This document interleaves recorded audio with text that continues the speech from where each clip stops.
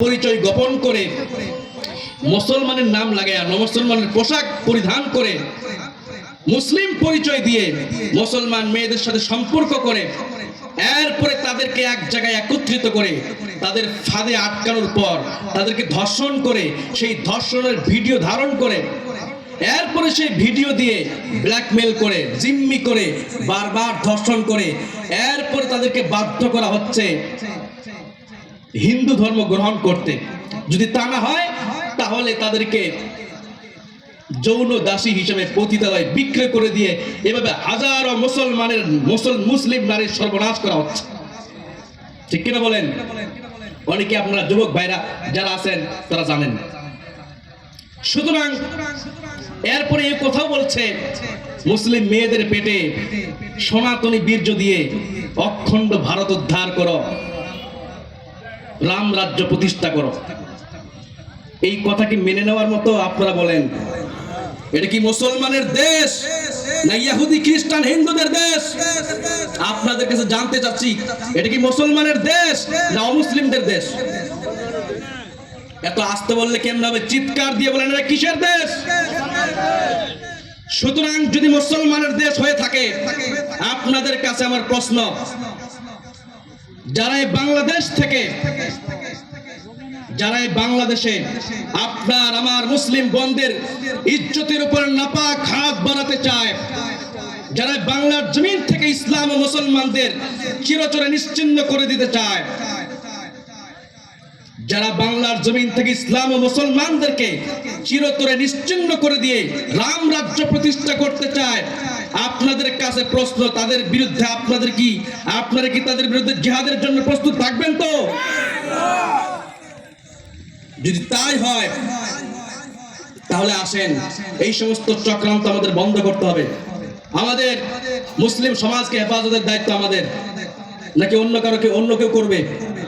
মুসলিম যুবকদেরকে নিয়ে কি ষড়যন্ত্র হচ্ছে সেটা হচ্ছে এবার আসি মুসলিম যুবকদেরকে নিয়ে কি ষড়যন্ত্র হচ্ছে সেটা হচ্ছে মুসলিম যুবকেরা যেন ইমানি শক্তি নিয়ে ইসলামের বিজয়ের জন্য যেন কাফেরদের বিরুদ্ধে রুখে দাঁড়াতে না পারে, তারা যেন সোজা হয়ে দাঁড়াতে না পারে, সেই জন্য ট্রাম্পের একটা মতবাদের মাধ্যমে তাদেরকে মুসলিম যুবকদেরকে চুরি আর শাড়ি পরে বসা রাখতে চায়। আপনারা জানেন না, এই জন্য কথা বলেন না। জানেন? আপনারা জানেন? জানেন না, জানা দরকার। আমার ভাইরা, এবার আসি কথায়। আল্লাহ তাআলা কি বলছেন? আমাদের প্রত্যেকটা সংগ্রাম হবে, জীবনের মূল উদ্দেশ্য হবে ইসলাম। ইসলাম চির শান্তির পথ, ইসলাম চির মুক্তির পথ। আপনারা আমার দিকে তাকান, মনে কথা ভালো লাগতেছে না? ভালো লাগতেছে? আমার ভাইরা, আমাদের প্রত্যেকের জীবনের মূল উদ্দেশ্য হবে ইসলাম। কি উদ্দেশ্য হবে বলেন? কথা বলেন, কি উদ্দেশ্য হবে? ইসলামকে বিজয়ী করা, ইসলামকে প্রতিষ্ঠা করা, মুসলিম সমাজে প্রতিষ্ঠা করা। আল্লাহ তাআলা বলেন, ওয়ালা তাহসাবান্নাল্লাযীনা কুতিলু ফী সাবিলিল্লাহি আমওয়াতা বাল আহইয়াউন ইনদা রাব্বিহিম ইউরযাকুন। যদি ইসলাম প্রতিষ্ঠার জন্য সংগ্রাম করতে পারেন, পুরা জীবনটা যদি ইসলামের জন্য বিলিয়ে দিতে পারেন, কি পুরস্কার আল্লাহ রাব্বুল আলামিন দান করবেন। আমার ভাইরা লক্ষ্য করেন, উহুদ যুদ্ধের ময়দানে 70 জন সাহাবা একরাম যখন শহীদ হয়ে গেলেন, 70 জন সাহাবা একরাম শহীদ হয়ে যাওয়ার পর আল্লাহ রাব্বুল আলামিন ওই 70 জন সাহাবীকে এমন পুরস্কার দান করলেন যে তারা খুশি হয়ে গেলেন। ওই 70 জন সাহাবী শহীদ হয়ে যাবার পর আল্লাহ রাব্বুল আলামিন ওই 70 জন সাহাবীর রূহগুলিকে জান্নাতি সবুজ পাখির ভিতরে ঢুকিয়ে দিয়ে জান্নাতের ভিতরে ছেড়ে দিলেন। এরপরে তারা খুশি হয়ে গেলেন। এরপরে জান্নাতের যেখানে ইচ্ছা সেখানে তারা উড়ে উড়ে বেড়াতে পারে। সুবহানাল্লাহ। এই নিয়ামত প্রাপ্তি হওয়ার পর তারা খুশি হয়ে গেলেন আর বলতে লাগলেন, রব্বুল আলামিন, যারা আমাদের সাথী সঙ্গী যারা শহীদ হয় নাই, যারা এখনো দুনিয়াতে বেঁচে আছে, তারা যেন মনক্ষুণ্ণ না হয়, তারা যেন চিন্তিত না হয়, তারা যেন গোসা না হয়, সেই জন্য আপনি আমাদেরকে যে নিয়ামত দান করেছেন, এই নিয়ামত প্রাপ্তির সুসংবাদটা দয়া করে আপনি তাদের কাছে পৌঁছাবার ব্যবস্থা করে দেন। আল্লাহ রাব্বুল আলামিন সঙ্গে সঙ্গে কোরআনুল কারীমের আয়াত নাযিল করে জানিয়ে দিলেন, ওয়ালা তাহসাবান্নাল্লাযীনা কুতিলু ফি সাবিলিল্লাহি আমওয়াতা বাল আহইয়াউন ইনদা রাব্বিহিম ইউরযাকুন। আল্লাহ তাআলা বলেন, যারা আল্লাহ তাআলার রাস্তায় যারা জীবন বিলিয়ে দিয়েছে, যারা জীবন উৎসর্গ করেছে, ও নবী আপনি তাদেরকে মৃত বলতে পারেন না, আপনি তাদেরকে মৃত মনে করবেন না, বরং তারা তাদের রবের নিকট জীবিত এবং তাদেরকে রিজিক প্রদান করা হয়। সুবহানাল্লাহ, সুবহানাল্লাহ বলেন। যদি আমাদের জীবনটা আমরা আল্লাহ তাআলার রাস্তায় উৎসর্গ করি, লাভ না লস? আল্লাহ তাআলা চিরস্থায়ী বিনা হিসেবে জান্নাত দান করবেন যারা নিজের জীবনটাকে আল্লাহর রাস্তায় উৎসর্গ করবে। সুবহানাল্লাহ বলেন।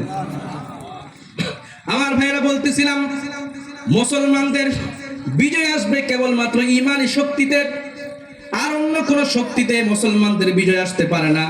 ইতিহাস থেকে লক্ষ্য করেন, ইতিহাস কি বলছে, ইতিহাস থেকে শিক্ষা গ্রহণ করেন। ইয়ারমুকের যুদ্ধের ময়দানে 40,000 মুসলমান দ্বীন ইসলামকে প্রতিষ্ঠা করার জন্য মাত্র 40,000 মুসলমান ময়দানে দাঁড়িয়ে গিয়েছেন। আর অপরদিকে এই মুসলমান ইসলামকে চিরতরে মাটির সঙ্গে মিশিয়ে দিবার জন্য অপরদিকে রোম সম্রাটের 2,40,000 কাফের বাহিনী মুসলমানদের বিরুদ্ধে প্রস্তুত হয়ে গিয়েছেন। মুসলমানদের সংখ্যা কত? 40,000। কত বলেন? বলতে পারেন না। কাফেরদের সংখ্যা কত বলেন? কাফেরদের সংখ্যা 2,40,000 আর মুসলমানদের সংখ্যা মাত্র 40,000। তবু কোনো ভয় নাই, চিন্তা নাই, দ্বিধাগ্রস্ত নয়, তারা আনন্দ উৎফুল্ল। কেন? কারণ হচ্ছে আল্লাহ রাব্বুল আলামিন কোরআন কারীমের মধ্যে বলছেন, ইয়া আইয়ুহান নাবিয়্যু হাররিদিল মুমিনিনা আলাল কিতাল। আল্লাহ পাক বলেন, হে নবী, আপনি মুমিনদেরকে লড়াইয়ের জন্য উদ্বুদ্ধ করেন, প্রস্তুত করেন। ইয়াকুম মিনকুম 20 সাবিরুনা ইয়াগলিবু মিআতাইন। তোমাদের মধ্যে যদি 20 জন ধৈর্যশীল মুমিন মুজাহিদ যদি তোমাদের ভিতরে থাকে, আল্লাহ পাক বলেন ওই 20 জন ধৈর্যশীল মুমিন মুজাহিদকে তিনি 200 জন কাফেরদের উপরে বিজয় দান করে দিবেন।